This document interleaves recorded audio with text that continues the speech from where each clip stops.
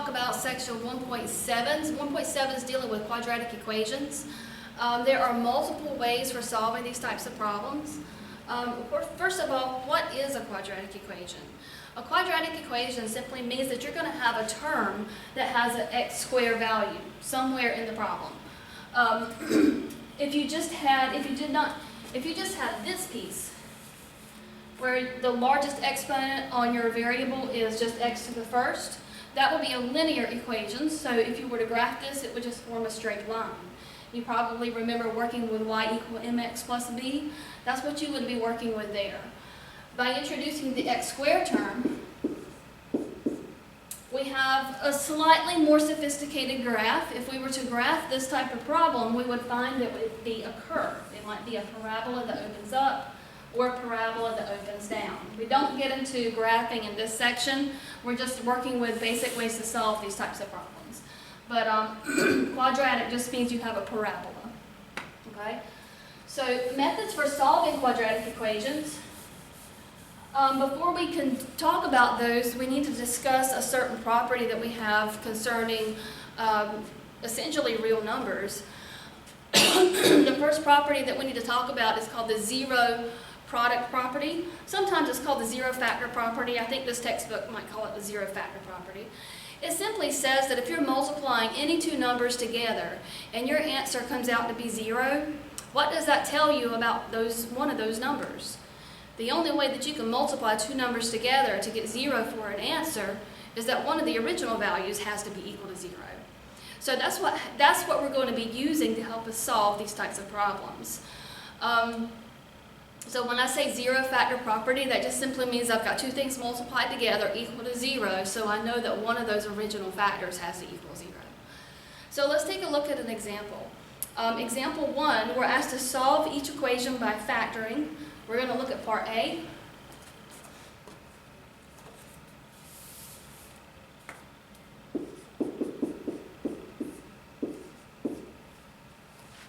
X squared minus x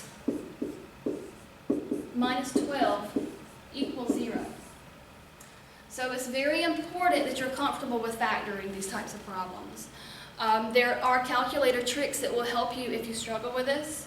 The first thing that I need to look at is I noticed that my coefficient on x squared is 1, so that makes it a little bit easier for me to handle. My last term is negative 12. Think about what numbers can be multiplied together to give you 12. The only choices that you have would be 1 times 12, 2 times 6, 3 times 4. Those are the only numbers that you're going to be working with. What pair of numbers can you add or subtract as needed to give you a negative 1 for your middle term? All right, hopefully you can see that you need to use 3 and 4. Because my first term is 1, I get to go ahead and put my numbers directly into the factored form for this. So my first term is going to be x and x there. How do I do my signs? How do I add or subtract 3 and 4 to give me a negative 1?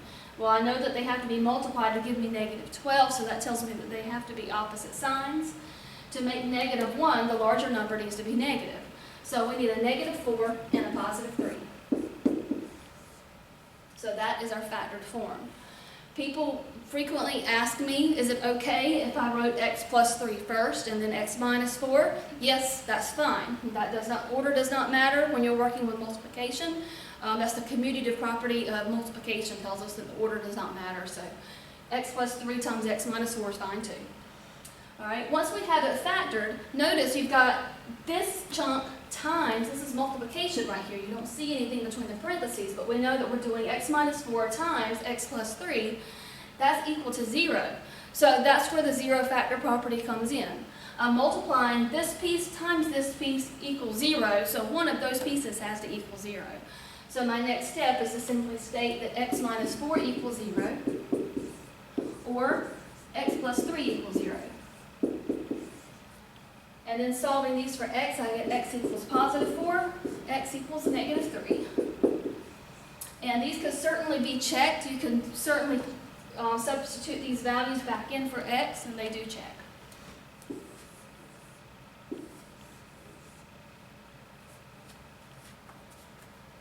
Okay, so for part B, we're solving x plus 3 times x minus 4 equals 8.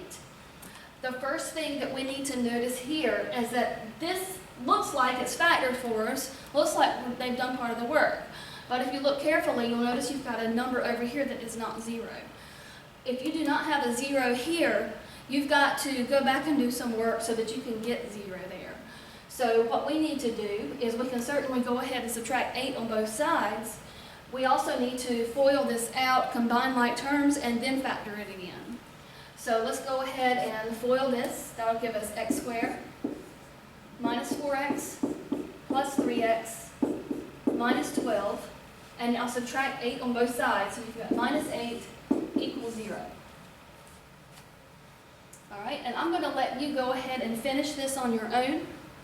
See if you can figure it out. Pause the video and we will continue in a moment.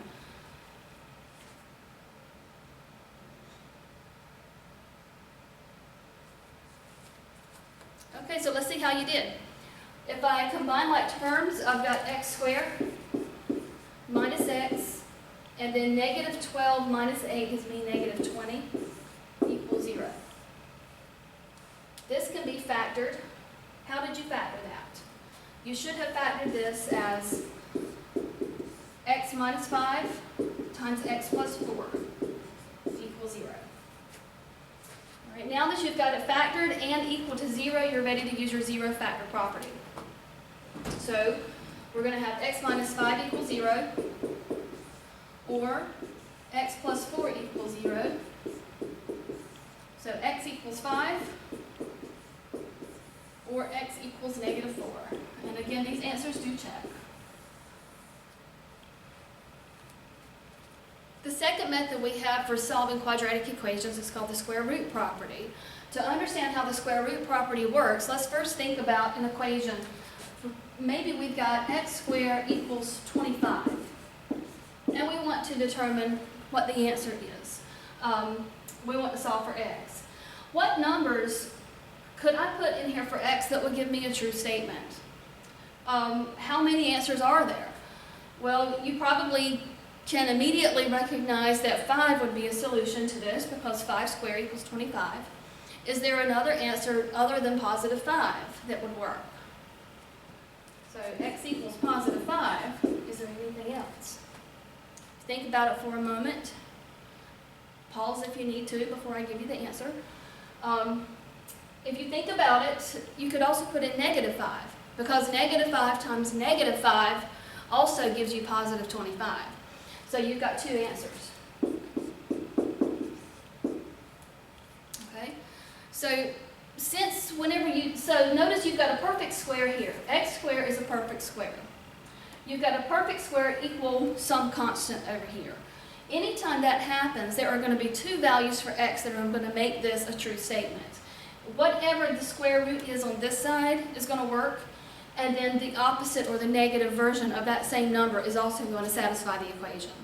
So the square root property tells us that we can solve a quadratic equation in this form by taking the square root of both sides, but also remembering to do plus or minus the square root of our constant. So that's what the square root property is telling us to do. Let's take a look at how this is going to work. So example 2 asks us to use the square root property to find all complex solutions to each equation. Okay?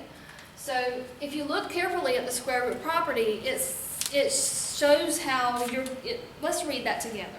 For the square root property states for any real number k, the equation x squared equal k is equivalent to x equal plus or minus the square root of k.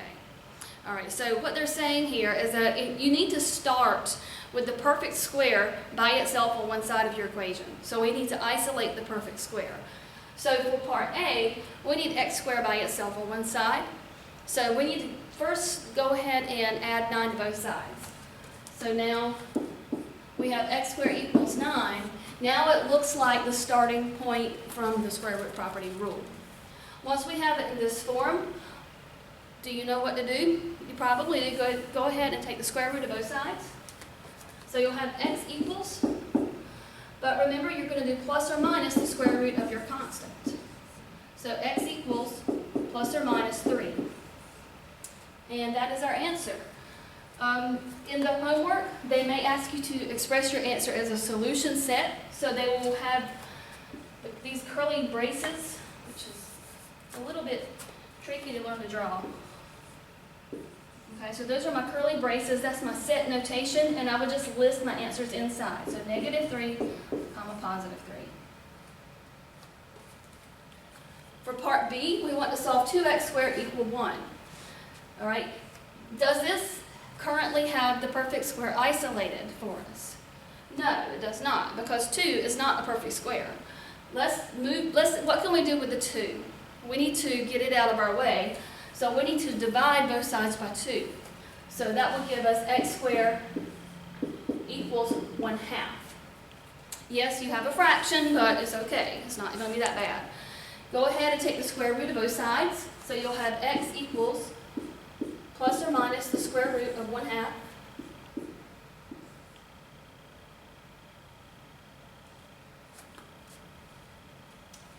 The square root can be broken apart. So we have x equals plus or minus the square root of 1 over the square root of 2. So x equals plus or minus. We know that the square root of 1 is 1. The square root of 2 is just the square root of 2. That's as precise as we can get with that one because that's an irrational number. So we've got plus or minus 1 over the square root of 2. All right. Now, this is correct, but it's not in the form that you're going to be asked to give it in. Do you know why this is not in the form that you're going to need? It goes back to rationalizing the denominator. We've got a radical in the denominator of our fraction. That is something that we do not want to have. So if you think way back to section, I think it's B2 or B3, I think it's in B2. We can get rid of that square root in the denominator. We need to rationalize our denominator, so we want to multiply the top and the bottom of our fraction by the square root of 2.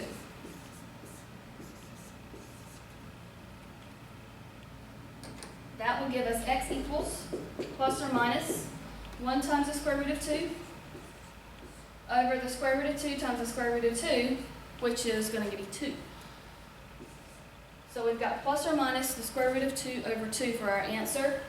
If we write this in set notation, we're going to have, excuse me while I adjust my boards.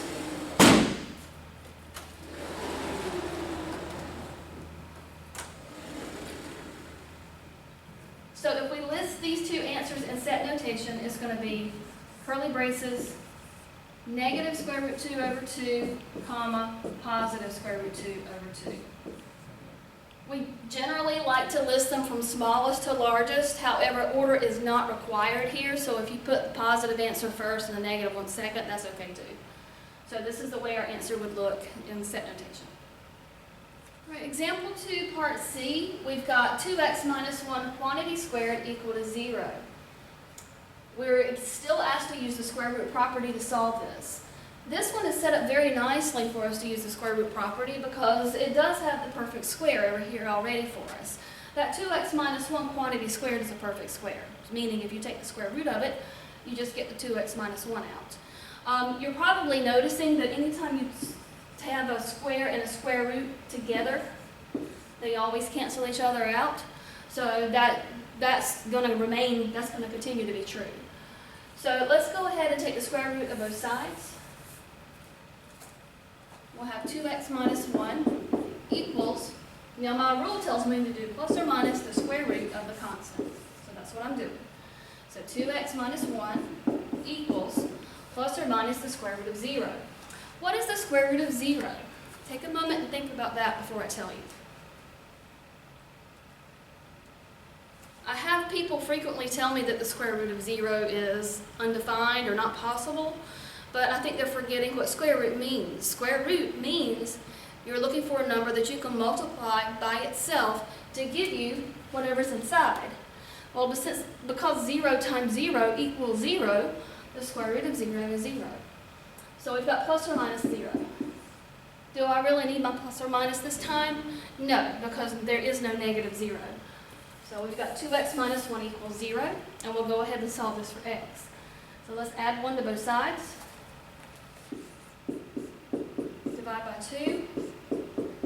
We get x equal 1/2. Again, if we are asked to write this in set notation, we'll just simply list 1/2. That's the only number that goes in there. Jump into the completing the square method. Let's take a moment to talk about what a perfect square trinomial means. Our goal in doing these problems is to get a perfect square equal to a constant. Once we have that accomplished, we can go ahead and use the square root property. So our goal is to get this problem to look like the last set of problems looked before we solved them. So we need to first talk about what a perfect square trinomial means. If you've got a trinomial that looks like, let's say, x squared plus 10x plus 25, and I ask you to factor this, you go ahead and do that. Pause your video, factor that, and see what you get.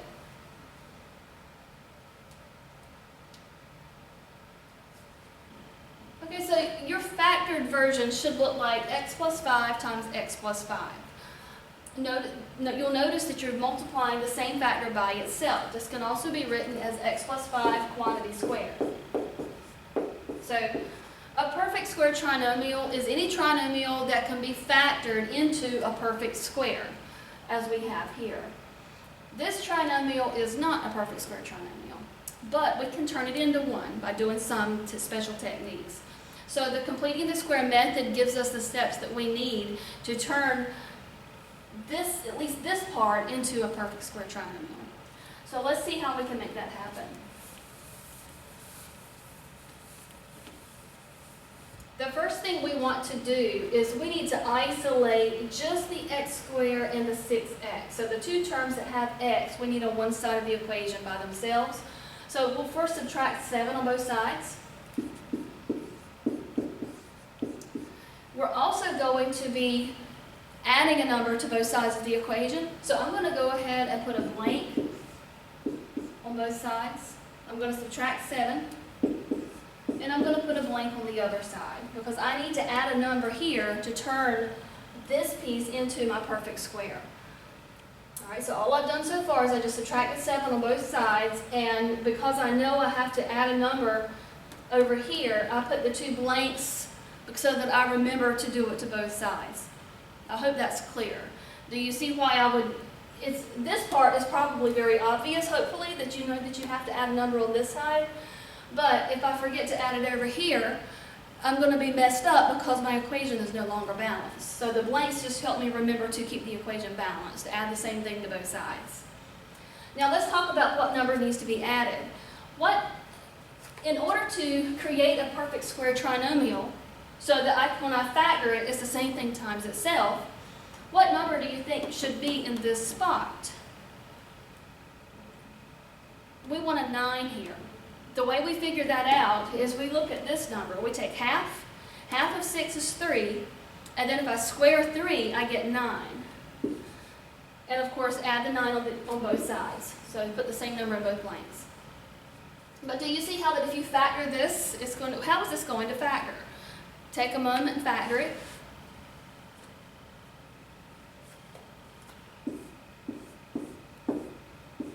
You should have x plus 3 times x plus 3. And on the right side, negative 7 plus 9 gives us a 2.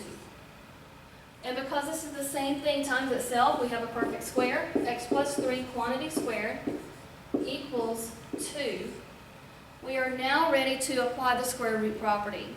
So again, because we've got a perfect square on the left and a constant on the right, we can go ahead and take the square root of both sides. So we'll get x plus 3 equals, remember to do plus or minus the square root of this constant, 2. And we can subtract this 3 in order to get the x by itself. So subtract 3 on both sides. You've got x equals negative 3 plus or minus square root 2. This is one way of expressing our answer. Again, you'll probably also need to write it as a solution set. So in the curly braces, we just list the two answers. So we've got negative 3 minus square root 2, comma, negative 3 plus square root 2.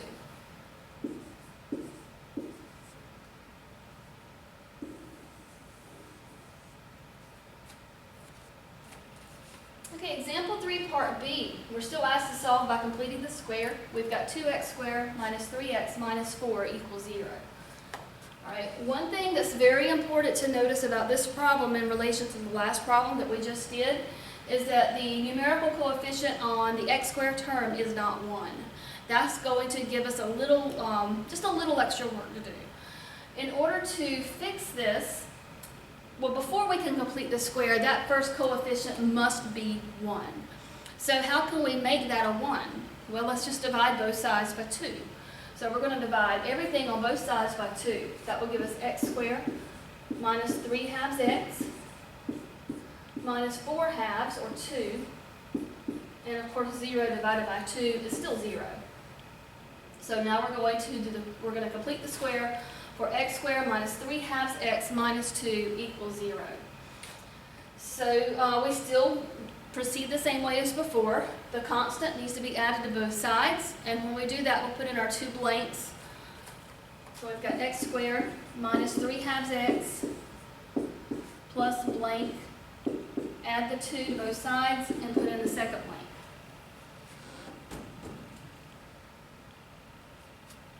All right, how do we fill in this blank?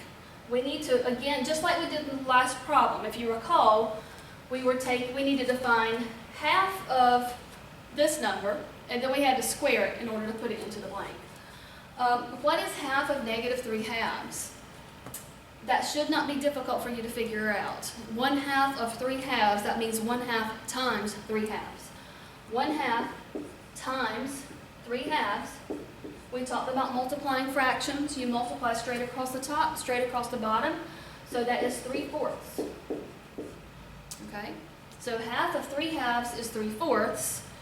And then what goes into the blank, if you recall from the last problem, or you can also look at your steps in the notes. We take half of this number, which we've done, and then we square it to put into the blank. So if I square 3/4, I'm going to square the 3 and square the 4, so that gives me 9/16 in the blank. And the same number on the other side, 9/16. At this point, it's understandable to be concerned about having to factor something that has all of these fractions in it, but it's really not as bad as it seems. The number that we got in this step where we took half of the middle term, that 3/4 is the number that we will use when we factor. So because this number was 3/4, we can easily factor the problem.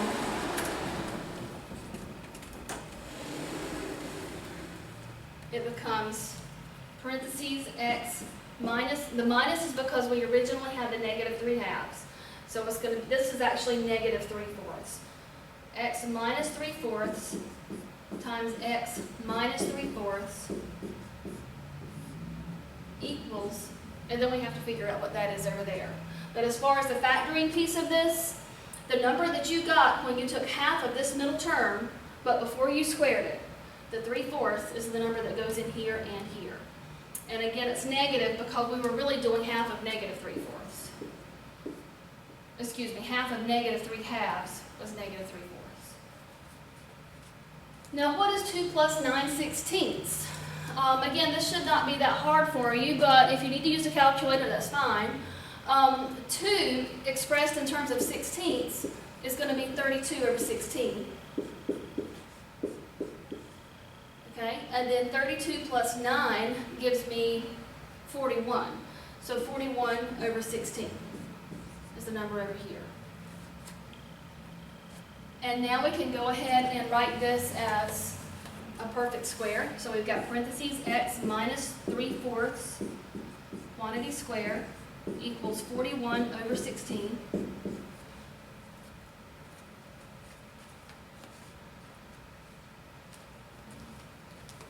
Slide all this up so you can see better. All right, so what do we do at this point? Well, we've got the perfect square on the left and the constant on the right. Let's go ahead and take the square root of both sides. So the square root of a perfect square just gives us the inside. So x minus 3/4 equals, And when you do the constant, remember to do plus or minus the square root of 41 over 16. Okay? Square root of 41 over 16, that can be broken apart.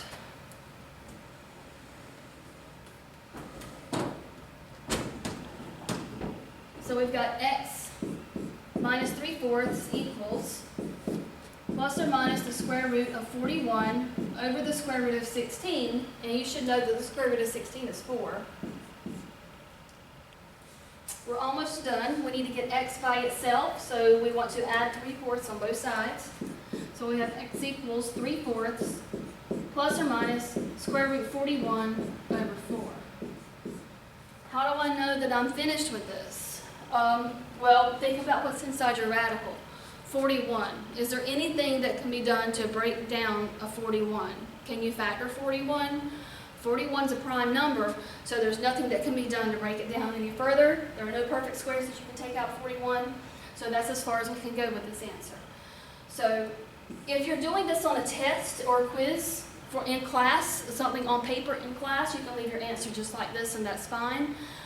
In my math lab, again, they're probably going to want you to write this as a solution set. So just they'll have the curly braces all ready for you. So you'll say 3/4 minus square root 41 over 4, comma 3/4 plus square root 41 over 4. And that'll be it. Our last method for solving quadratic equations that we're going to discuss today is the quadratic formula. The quadratic formula is what you would obtain if you were to take the original quadratic equation in the standard form that we talked about at the very beginning of this section. If you were to solve this equation for x, it would give you the quadratic formula. X equals negative b plus or minus the square root b squared minus 4ac all over 2a. Okay, and sorry that's kind of messy there. So that's how and you can play around with trying to solve that for x if you like. That's where the quadratic formula comes from. The quadratic formula will solve any quadratic equation that we are needing to solve. There really is no disadvantage to using the quadratic formula, other than it might be a little bit longer to simplify towards the end of the problem. All right, but that's what the quadratic formula is, and we're going to start looking at some examples of how to solve using this method. In order to solve an equation using the quadratic formula, you first need to be able to identify what numbers need to go in for the specific letter, the A, B, and the C in the formula.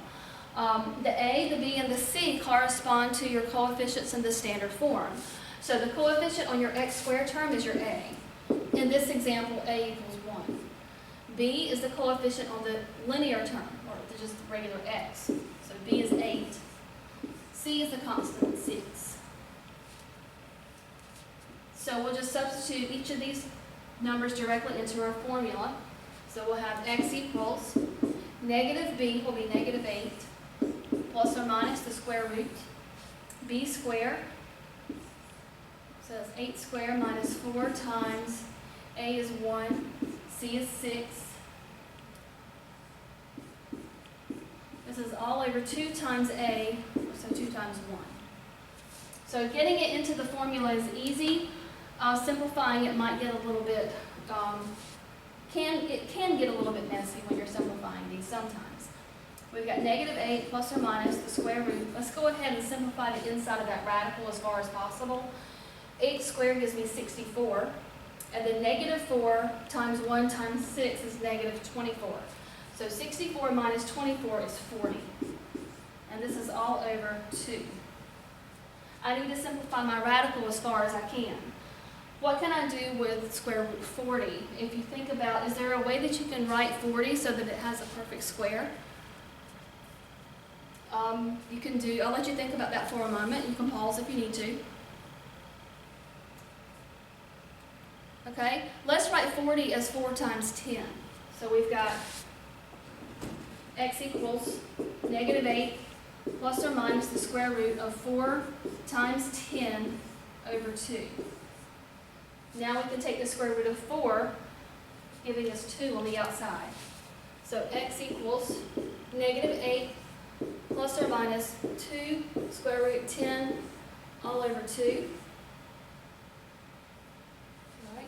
We also have to be careful that everything is completely simplified. With this being a fraction, we've got a common factor between the negative 8, the 2, and this 2. They all have a common factor of 2, so we need to simplify that further.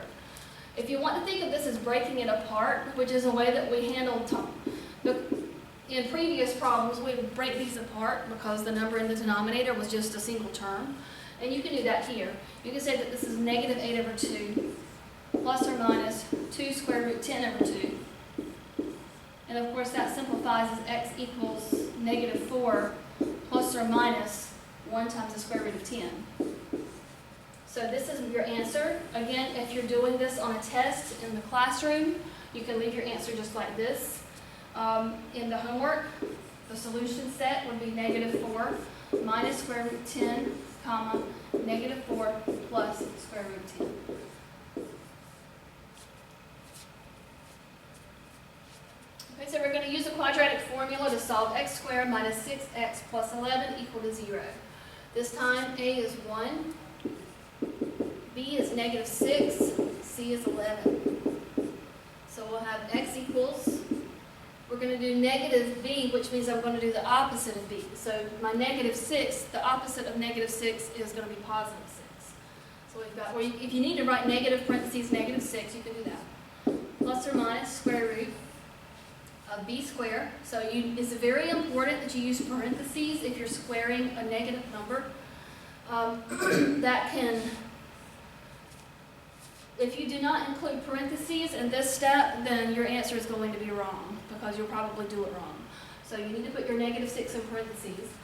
Minus 4 times a, so 1 times c is 11, all over 2 times a is 1. So we've got x equals positive 6 plus or minus the square root of 36 minus 44. So negative 4 times 1 times 11 is negative 44. And then 2 in the denominator. So now we have x equals 6 plus or minus the square root. 36 minus 44 gives me negative 8 all over 2. Okay, this needs to be simplified. I know the negative I can write with just putting the I on the outside. So, excuse me.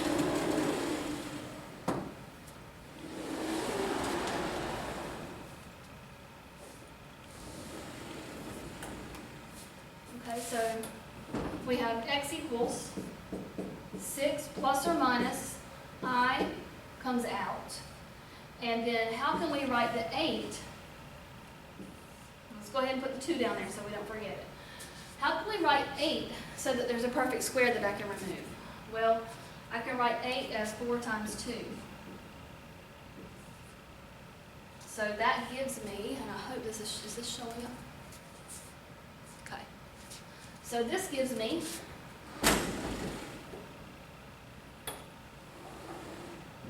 x equals 6 plus or minus square root of 4 is 2, so you've got 2i times the square root of that 2 stays inside, all over 2.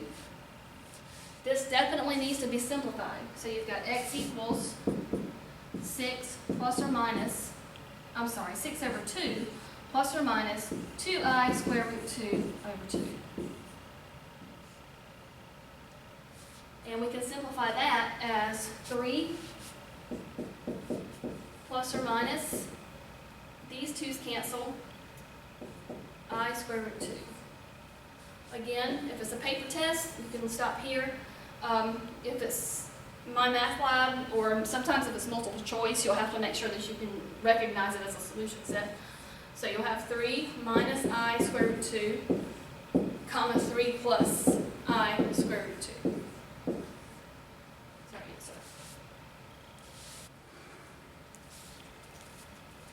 Example 4, part C, we're asked to use the quadratic formula to solve 4x squared plus 9 equal to 12x. Before I apply the formula, this needs, excuse me, this must be written in the standard form, meaning it's got to be the x squared term, the x term, the constant, and then the 0 last. So we're going to subtract 12x on both sides. So 4x squared minus 12x plus 9 equals 0. And yes, there are other ways that this can be solved, but we were specifically asked to use the quadratic formula. So we can see that A is 4, B is negative 12, C is 9. Applying the formula, we'll have x equals negative b, which is going to be positive 12, plus or minus the square root of b squared. So again, you have to use parentheses, negative 12 quantity squared, minus 4 times a, which is 4, c is 9. This is all over 2 times, and a is 4. Okay, so we've got x equals 12 plus or minus. We're going to clean up the radical on the inside, and let's go ahead and put that 8 in the denominator. And I'm just checking to make sure that it's showing up for you on there. Okay. All right, so inside the square root, we've got, this is going to be positive 144 minus 4 times 4 times 9. Take a minute and figure out how much that is. All right, 16 times 9, I believe that gives you 144. Okay. So inside the square root, we've got 144 minus 144, so we've got square root of 0. So x equals 12 plus or minus the square root of 0 over 8. Okay, we talked about this earlier, but I always ask people, what is the square root of 0? And sometimes they have trouble telling me.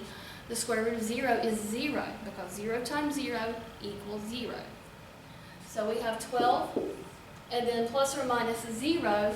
I don't even need to write this. This is redundant. Plus or minus 0 can just be left blank. So we just got 12 in the numerator over 8 in the denominator. Simplify that. That's, they have a common factor of 4, so 3 over 2. So x equals 3 halves, and set notation would just be 3 halves inside the curly braces. And that's it. So in example 5, we are asked to solve an application dealing with a quadratic equation. We have a ball that's tossed straight upward. Its height h in feet at time t in seconds is given by the equation h equals negative 16t squared plus 40t plus 6. For how long is the ball in the air? Okay, so this is just a very basic question. When you throw a ball in the air, it's going to go up like this, and then it's going to make like a U shape and come back down. In order to determine how long your ball has been in the air, you need to think about what do you know about the height?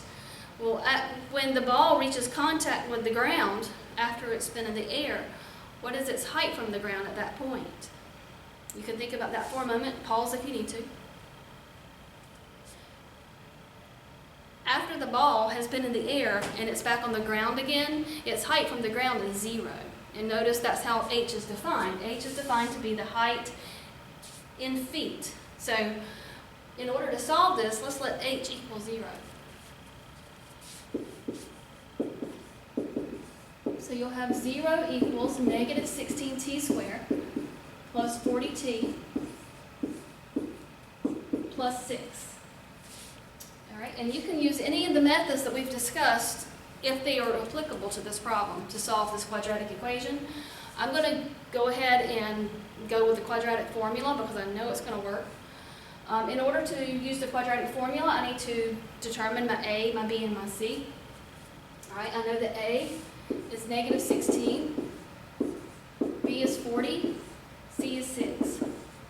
So I can put these directly into the formula. X equals negative 40 plus or minus the square root of 40 squared minus 4 times negative 16 times 6 all over 2 times negative 16. we have x equals negative 40 plus or minus the square root. All right, in the denominator, 2 times negative 16 is negative 32. I like to go ahead and put that step in before I get too bogged down with this piece, just to make sure I don't forget to include it. It's easy to forget that. Up here, what do we have? I would probably pull the calculator out at this point. 40 squared, I'll pause the video and I'll let you see it. I'll let you take it from here and then we'll compare.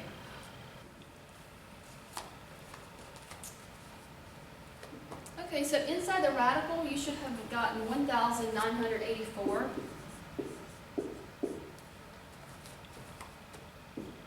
Oh, and by the way, I've got x just out of habit. What variable are we really solving for?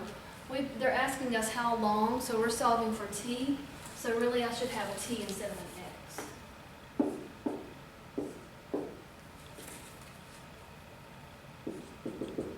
Okay, so we've got negative 40 plus or minus, and then we need to take the square root of 1,984. And you should have gotten you should have gotten 44.54 over negative 32. All right, so now this, make sure you understand this is giving you two possible answers. The plus or minus is two different pieces that you need to do. So you've got negative 40 plus 44.54 all over negative 32. All right, that answer should be giving you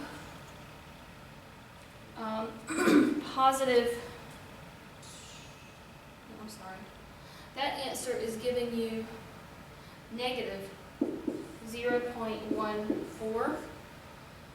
I don't remember if they were specific about how I needed to round. Let's take a look real quick. No, we weren't told how to round this, I don't think. At least not in your notes you weren't.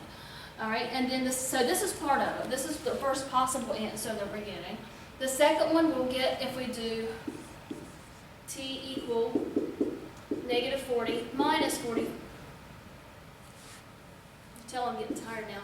Negative 40 minus 44.54 all over negative 32.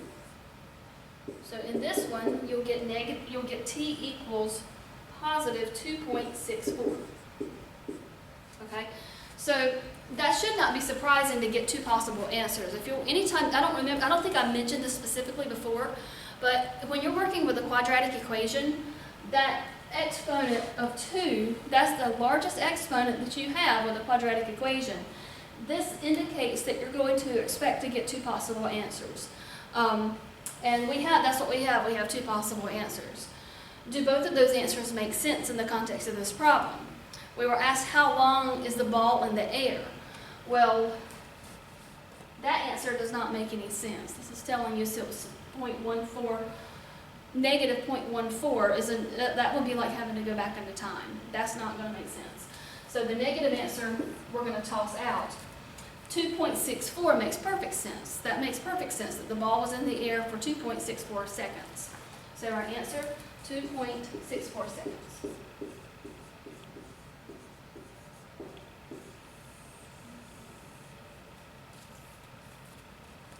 Okay, so for example 6, we have one leg of a right triangle is 2 feet longer than the other leg. If the hypotenuse is 6 feet, find the lengths of the legs. So you should have read the notes preceding example 6, and you'll see that it discusses the Pythagorean theorem. We are working with a word problem involving a right triangle, so most of the time you're going to want to use the Pythagorean theorem in that situation. So let's draw a picture of what we have. Here's my right angle.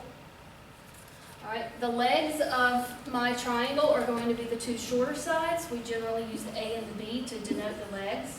C is the hypotenuse, the longest side. It tells me that one leg is 2 feet longer than the other leg. So as we're reading through this, we need to be thinking about how to choose our x. X needs to be something that we know very little about, perhaps nothing about. We also may need to express other quantities in the problem in terms of x. So it says one leg is 2 feet longer than the other leg, and then the hypotenuse is 6 feet.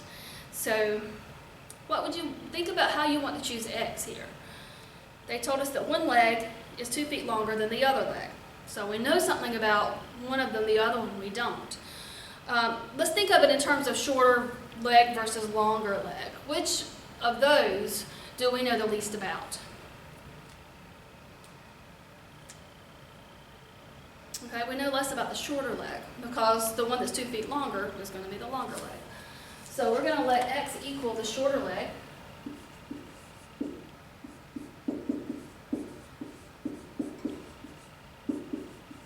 How can we express the longer leg? It said it was a difference of 2 feet. So we'll say x plus 2 is the longer leg. All right? So in the triangle, we can go ahead and fill those values in.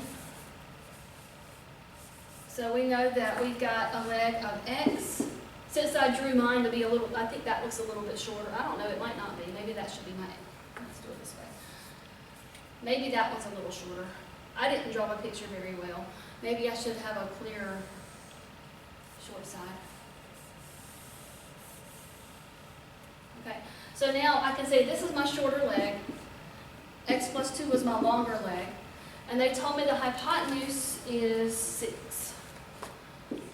So once I have the values in, I can go ahead and put them into my Pythagorean theorem. My Pythagorean theorem, again, is a squared plus b squared equals c squared. So we're going to put in the two legs for the a and the b. So we've got x squared plus x plus 2 quantity squared equals 6 squared. And we just solve this for x. So x squared plus, make sure that you know when you get to this step that you realize you have to FOIL this because you've got an addition on the inside of your parentheses. You cannot just square each piece. The rules for exponents work if you've got multiplication on the inside or division on the inside. This has to actually be expanded out. So you have to say x plus 2 times x plus 2. Okay, 6 squared would be 36. So we'll FOIL. I'm going to let you continue with this and then we'll compare.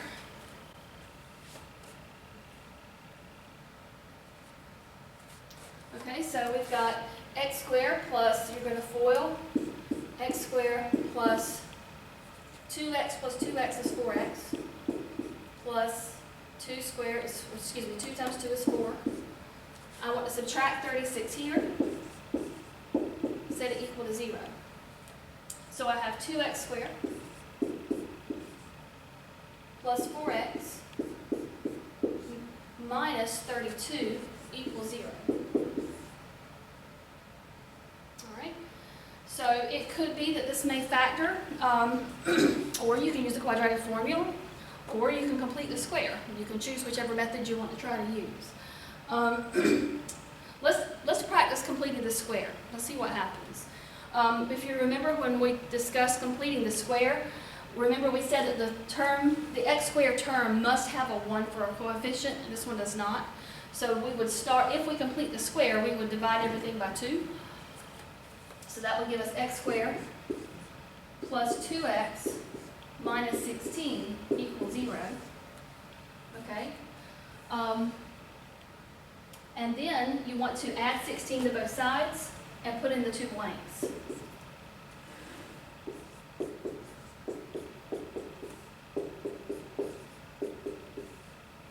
so let's scoot this on up.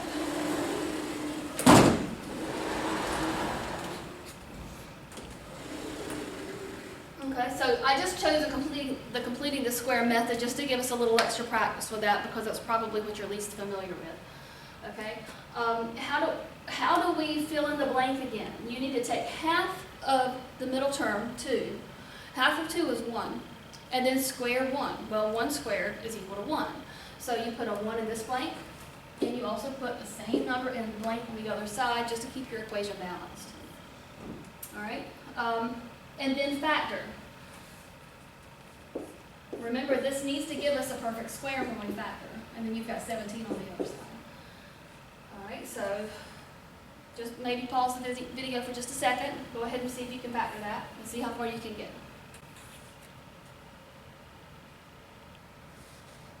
Okay, so this should factor as x plus 1 times x plus 1. All right, because 1 times 1 is 1, and then 1x plus 1x is 2x.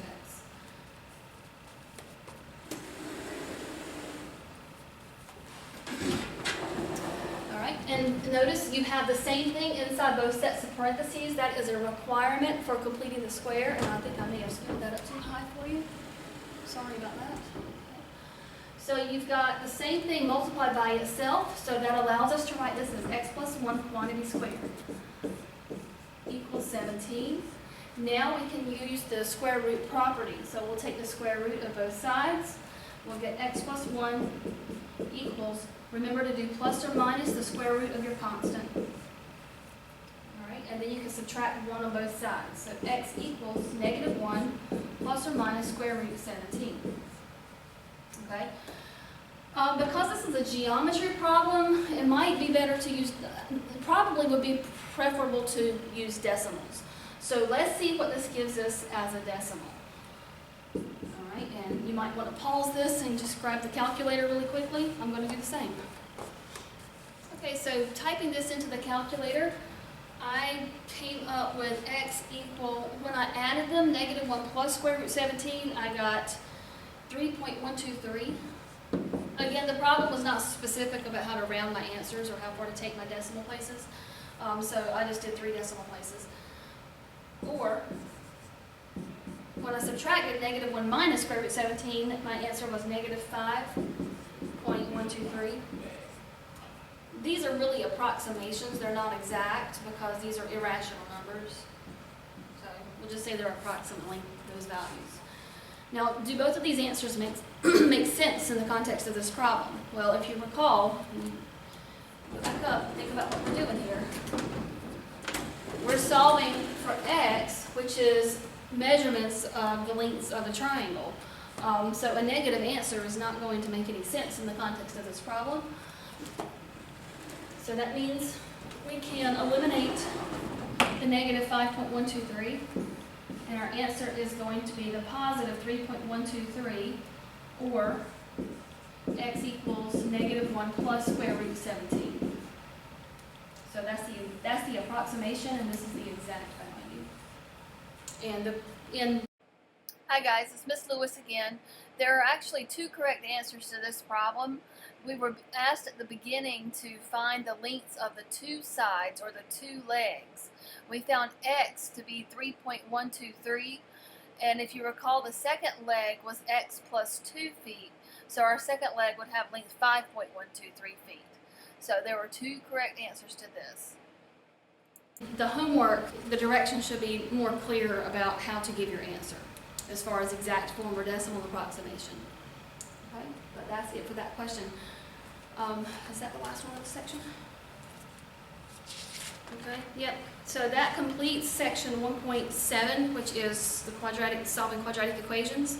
There's a lot of material in this section, so please make sure that you spend plenty of time practicing it.